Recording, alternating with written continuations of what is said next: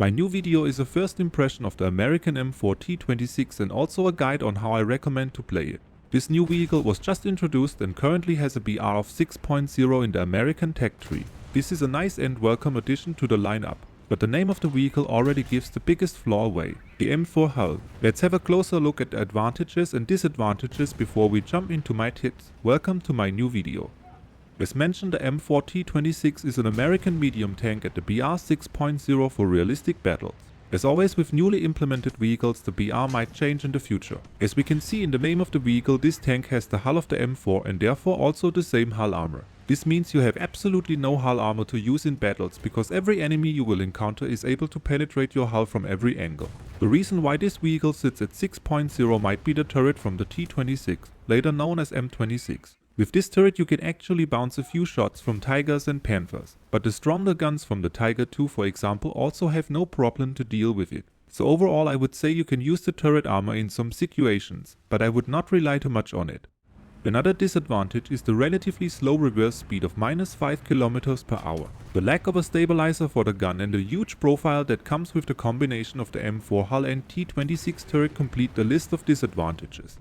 But with this turret we also get the 90mm gun that doesn't struggle as much as the 76mm gun around that BR. You have access to the M82 shell that comes with up to 175mm of armor penetration and some explosive filling. Unfortunately, this is still not enough to penetrate the cheeks of a Panther reliably from around 500 meters, but it is something. The mobility of the tank is average and you can reach up to 42 km/h. The turret rotation speed is okay, and with the 10 degrees of gun depression you can go hull down and make sure to never expose your hull armor. Now that we know the advantages and disadvantages of this tank, it is time to have a look at my tips. Tip number 1: be sneaky. What does that mean? It doesn't matter if you have a down tier or up tier match, you need to play this vehicle as support. The hull armor is just too weak to deflect any gun you will encounter at this BR, and the lack of a stabilizer as well as the huge profile of the tank is also a problem.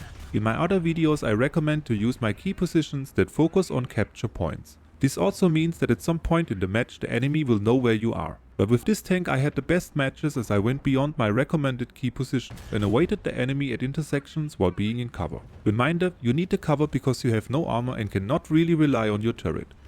You want to find a position where you can go hull down or fully tank down and the enemy has to drive into your line of fire to get to the capture point. This tank has no stabilizer and a big profile, so you need to make sure that you await the enemy or have enough time to get your wobbly gun on the target. This works best when the enemy isn't aware of you or has to focus on your teammates, while you can shoot on the side armor of the enemy. Don't get me wrong, some key positions I recommend work, but you have to make sure that you are able to escape, that you can protect your tank with solid cover and that you are able to shoot on the side armor of the enemy. The 90mm gun is stronger than the 76mm, but it still struggles with some weak spots and over 600 meters even with the side armor of some tanks. Keep in mind this tank has a really bad reverse speed, and that you have planned a good escape route in case that the enemy is still alive. This brings me to my second tip. Tip number 2: aiming and shooting with binoculars. This helps to minimize the time you have to expose your turret, and in addition you can use foliage as cover. When you have a map with a lot of foliage you can use visual cover to hide your tank. Use binoculars to aim on the target. Align your gun, adjust the distance if necessary. Hold the fire button and switch to the gunner's perspective. You will fire automatically and profit. Tip number 3: bouncy gun. The gun of the M4 T26 is really bouncy, especially when you come to a stop after going full speed. Normally you would wait until the gun is fully aligned with the aiming circle, but you can train yourself to shoot before that has happened. Focus on the crosshair, not the aiming circle, and shoot when it is on the target. I hope I was able to give you some tips on how to play this vehicle. I am curious if it will stay at 6.0 in the future. Like, subscribe and leave a comment if you want to, and check out my Discord server for more information and to connect with other players. Hope to see you in game soon.